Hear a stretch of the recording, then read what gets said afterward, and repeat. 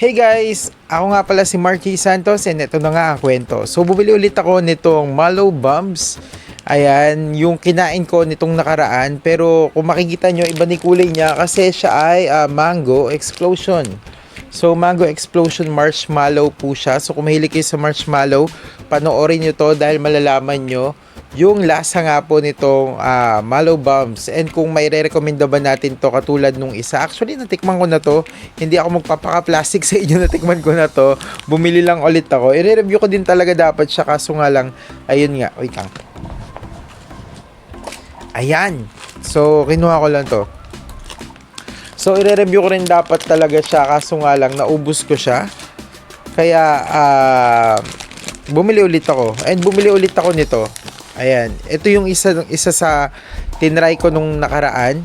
And panoorin nyo na lang kung ano naging rating ko dito. And anuhin natin siya mamaya, after this vlog, kasi magpo-focus muna tayo dito. After this vlog, pagkukumparahin ko kung ano nga ba mas magandang bilhin dito sa dalawa na to. Pero sa ngayon, ito muna yung titikman natin. So, ito yung Mango Explosion Marshmallow nga po na ginawa ng Markenberg. Ayan, ito yung hindi natin masyadong napapansin tong kwan na to kasi OPAP yung kadalasan nating binibili, which is ako din talaga, yun din talaga yung pinagbibili ko. Ang sabi dito, with Mallow Bombs, experience a flavor explosion like never before. Inspired by the experience of eating s'mores when camping. We've made sure that each marshmallow is basta yun, ang hirap basahin ng English. Hindi, pero yun lang nga, tikman na po natin. So, again, wala naman siyang nakalagay kung ilang pieces, pero meron siyang 100 grams na nakalagay. So, ang itsura nga po nung mallows niya ay ito. There, ay hala.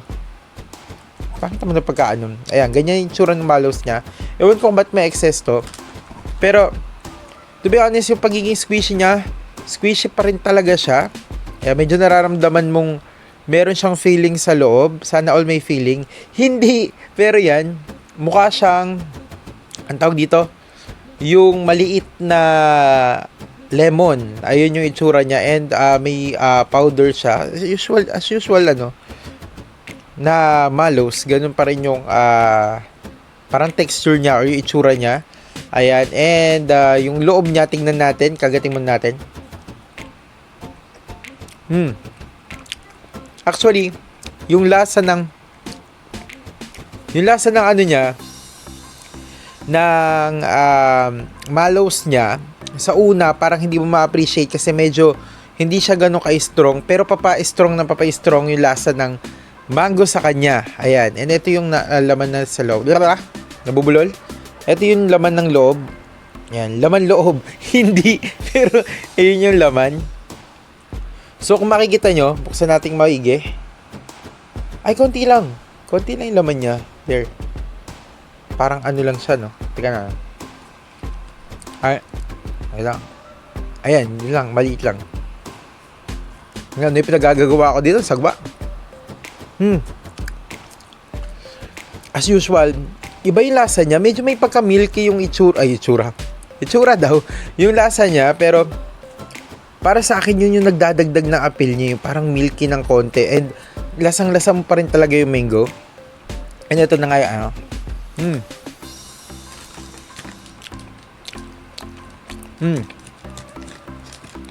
yung tamis niya, hindi siya ganun katamis katulad ng iba kong natikman na marshmallow. Ito, sakto yung tamis ng marshmallow, matamis yung marshmallow, matamis din yung pinaka-feeling niya, pero parang hindi siya ganun katamis, wherein nagtutulong lang yung tamis nila para maging sakto yung tamis niya. So, tikman ulit natin ng buo.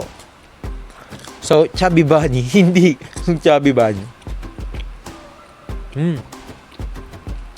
Actually, wait lang. Dito ka.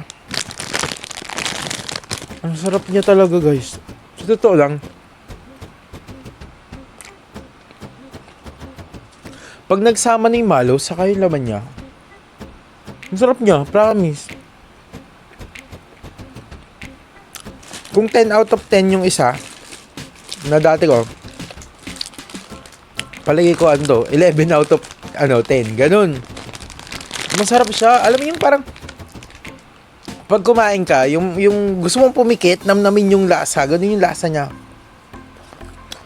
Kaya alamin ko nga, kung ano bang mas masarap dito sa dalawa, kasi masarap din to eh.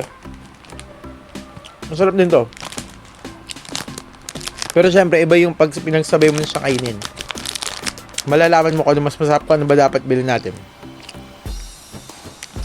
Actually guys, ito yung dahilan kung bakit hindi ko na-review yung isang ganito.